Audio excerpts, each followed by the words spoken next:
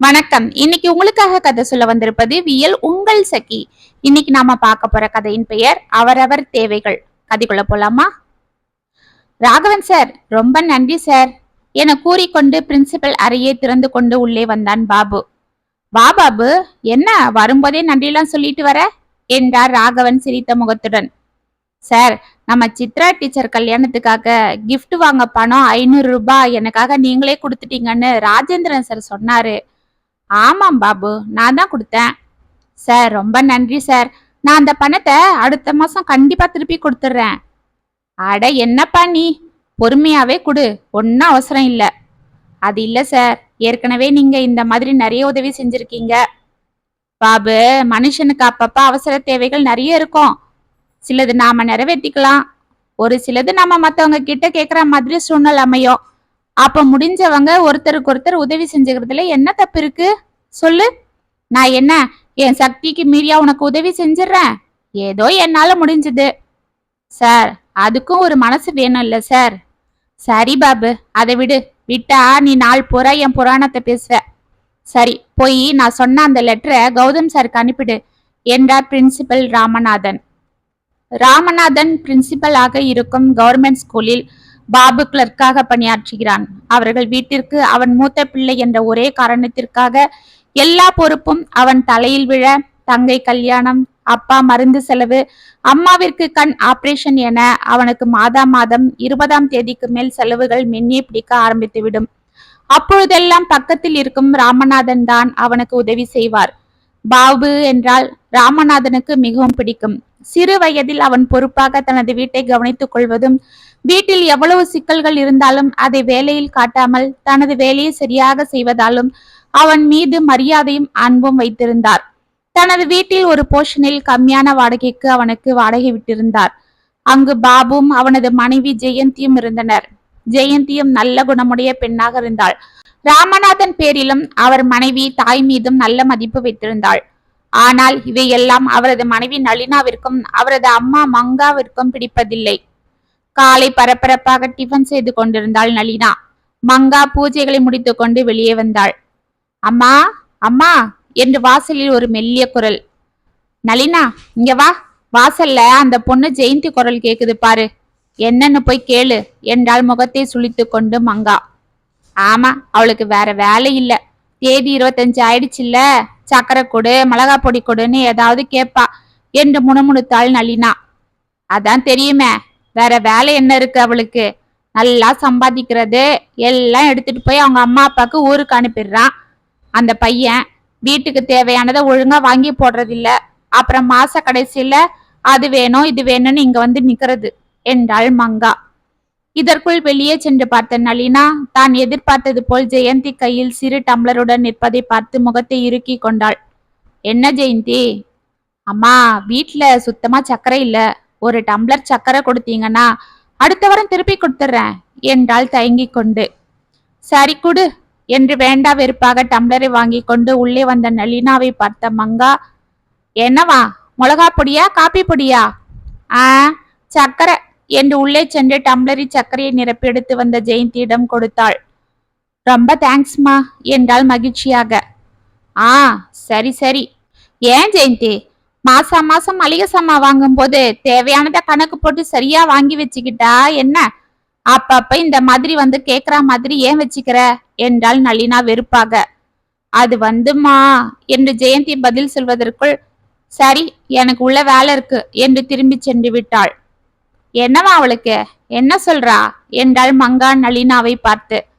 என்ன சொல்ல போறா, இந்த மாசம் நாங்க எதிர்பார்க்காம செலவு வந்துடுச்சு. மாமியாருக்கு மாத்திரை வாங்க பணம் அனுப்பணும், மாமனாருக்கு நெஞ்சு வலி, நாத்தனாருக்கு பிரசவம்னு ஏதாவது சொல்லுவா. அதெல்லாம் கேட்க எனக்கு நேரம் இல்ல, அதுதான் வந்துட்டேன். சரியா செஞ்சடி நீ என்றாள் மங்கா. என்னம்மா அதிசயமா மருமகளை பாராட்டுற? அவளும் எதையோ சாதிச்ச மாதிரி நிக்கறா என்று கேட்டுக்கொண்டு ரூமில் இருந்து வெளியே வந்தார் ராமநாதன்.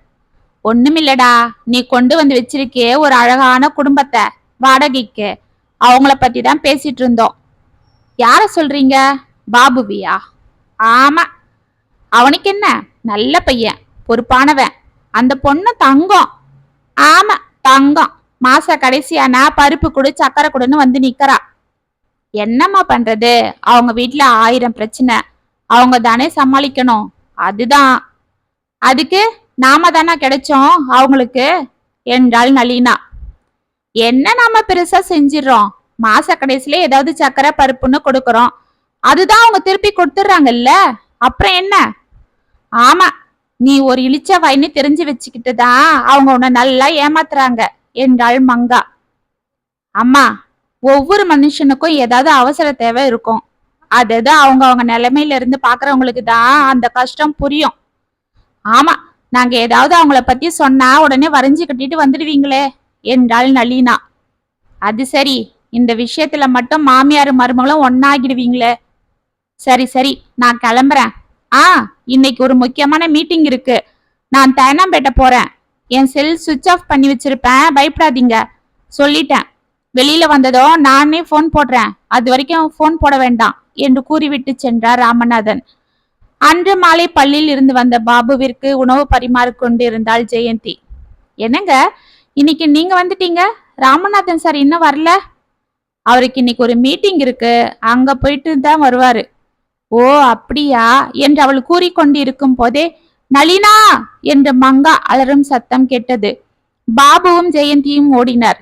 வீடு திறந்திருந்தது. உள்ளே மங்கா தொடர்ந்து அலறிக் கொண்டிருந்தாள். உள்ளே ஓடிய பாபுவும் ஜெயந்தியும் அதிர்ந்தனர். நளினா மயங்கி கீழே விழுந்து கிடக்க மங்கா அவளை மடியில் போட்டு கொண்டு அழுது கொண்டிருந்தாள். என்னம்மா, என்னாச்சு என்று இருவரும் அவள் அருகில் சென்றனர். திடீர்னு நெஞ்சு வலின்னு சொன்னாப்பா, நான் அவகிட்ட வரத்துக்குள்ள மயங்கி கீழே விழுந்துட்டா. என் பையனுக்கு போன் கூட போட முடியாது தம்பி, ஆஸ்பத்திரிக்கு போகணும்பா, அவ உடம்பெல்லாம் ஜில்லுன்னு ஆகுது என்றாள் மங்கா தட்டு தடுமாறி. பாபு உடனே வெளியே ஓடினான். ஜெயந்தி இதற்குள் நளினாவின் உள்ளங்கைகளை தேய்த்து விட்டாள், கால்களையும் தேய்த்தாள். பாட்டி அழாதீங்க, அம்மாக்கு ஒன்னும் ஆகாது, அவர் இப்ப ஆட்டோ கூட்டிட்டு வந்துடுவாரு, நாம ஹாஸ்பிட்டலுக்கு போயிடலாம், பயப்படாதீங்க என்று கூறினாள். தண்ணீர் எடுத்து வந்து அவள் முகத்தில் தெளித்தாள். சற்று அசைந்தாள் நளினா. அவள் கன்னத்தில் லேசாக அடித்த ஜெயந்தி, அம்மா அம்மா என்னம்மா, என்ன பண்ணுது என்றாள் பரபரப்பாக. ஜெயந்தி ஜெயந்தி, எனக்கு நெஞ்சு வலி தாங்க முடியல, ஏதாவது ஆகிட்டு போன பயமா இருக்கு, அவரை கூப்பிடுங்க என்றாள் மெலிதாக. இல்லம்மா, உங்களுக்கு ஒன்னும் ஆகாது, தைரியமா இருங்க. இந்த மாதிரி சமயத்துலதான் நம்ம தைரியமா இருக்கணும். நான் இருக்கேன், உங்களுக்கு ஒன்னும் ஆகாது என்று அவள் கைகளை பற்றி கொண்டாள். இதற்குள் வாசலில் ஆட்டோ வந்து நிற்கும் சத்தம் கேட்டது. பாபு உள்ளே ஓடி வந்தான். ஜெயந்தி ஒரு பக்கமும் பாபு ஒரு பக்கமும் பிடித்து கொண்டு ஆட்டோவில் ஏற்றினர். இதற்குள் மங்கா வீட்டை பூட்டி கொண்டு ஆட்டோவில் ஏறினாள். நளினாவை தனது தோள் மீது சாய்த்து கொண்டு ஜெயந்தி தைரியம் கூறிக்கொண்டிருந்தாள். ஆட்டோ புறப்பட்டது.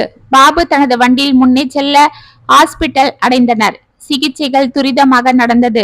மங்காவை ரிசப்ஷனில் அமர வைத்து விட்டு ஜெயந்தி அவள் அருகில் தைரியம் சொல்லுமாறு கூறிவிட்டு பாபு பரபரப்பாக டாக்டர்கள் சொல்லும் மருந்துகளை வாங்கி வருவதும் போவதும் வருவதும் என திரிந்து கொண்டிருந்தான். சற்று நேரத்தில் டாக்டர்கள் அவர்களை உள்ளே அழைத்து சரியான நேரத்தில் வந்ததால் ஆபத்து கட்டத்தை தாண்டி விட்டார் என்று கூறியதும் மங்காவின் முகத்தில் நிம்மதி பெருமூச்சு வந்தது. ராமநாதனுக்கு தகவல் சொல்லி அவர் பரபரப்பாக ஓடி வந்தார். இதற்குள் பாபு நடந்தவற்றை கூறி அவருக்கு தைரியத்தை அளித்தான். 2 நாட்கள் கழித்து நளினாவை வீட்டிற்கு அழைத்து வந்தனர். ஜெயந்தியே அவர்கள் மூவருக்கும் தினமும் 3 வேளைகள் அவர்கள் வீட்டில் உணவு செய்து கொடுத்தாள். நளினாவின் அருகில் இருந்து அவளை பார்த்து கொண்டாள். 1 வாரம் சென்றதும் நளினா எழுந்து கொண்டாள். அன்று பாபுவும் ஜெயந்தியும் கோயிலுக்கு கிளம்பி கொண்டிருந்தனர். ஜெயந்தி ஜெயந்தி என்று நளினாவின் குரலை கேட்டு வெளியே வந்தாள்.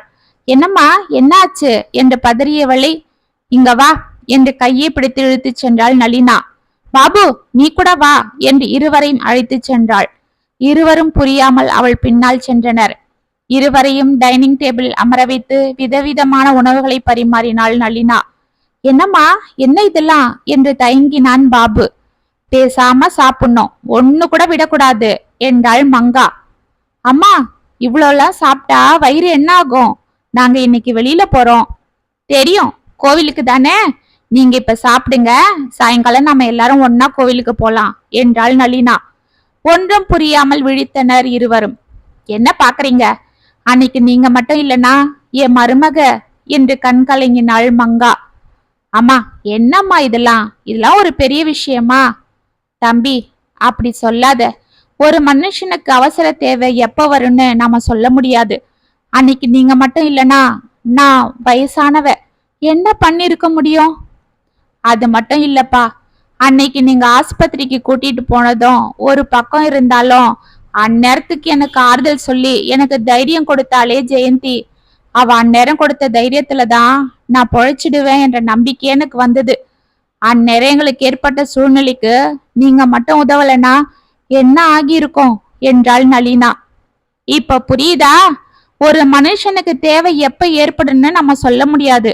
அது பணம் காசாதான் இருக்கணும்னு இல்ல, இந்த மாதிரி உதவியும் தேவைப்படலாம். அதனால தான் நம்ம மத்தவங்களுக்கு செய்யற உதவிய சொல்லி காட்டுறதோ அவங்க தேவைக்கு உதவுனதால அவங்கள கேவலப்படுத்தி அசிங்கப்படுத்துறதோ கூடாது. நீ செஞ்சது அவங்களுக்கு சின்ன சின்ன உதவிதான். ஆனா அன்னைக்கு அவங்க உனக்கு செஞ்சது உன் உயிர் சம்பந்தப்பட்ட உதவி, பெரிய உதவி. இப்ப சொல்லு, யார் செஞ்சது பெருசு என்றார் ராமநாதன் நளினாவை பார்த்து. ஐயா, என்னையா பெரிய உதவி அது இதுன்னு பேசுறீங்க என்றான் பாபு தயக்கத்துடன். இல்ல பாபு, அவங்களுக்கு தேவை என்றது வரும். ஒரு கட்டத்துல வாழ்க்கையில சிக்கலான சூழ்நிலை வரலாம். அப்ப நாம நம்மளால முடியும்னா அவங்க தேவைகளை புரிஞ்சுக்கிட்டு அவங்க மனம் கோணாம உதவி செய்யணும். அதை விட்டுட்டு அந்த சூழ்நிலையில அவங்கள மேலும் காயப்படுத்த கூடாது. இதுக்கு நாம அவங்களுக்கு உதவி செய்யாமலே இருந்துடலாம். இல்லைங்க, என் தப்ப நான் உணர்ந்துட்டேன். இனிமே ஜெயந்தி என் பொண்ணு மாதிரி. அவ இங்க சுதந்திரமா வரலாம், என்ன வேணும்னாலும் என்கிட்ட தயங்காம கேட்கலாம் என்று அவளை கட்டி கொண்டாள் நளினா.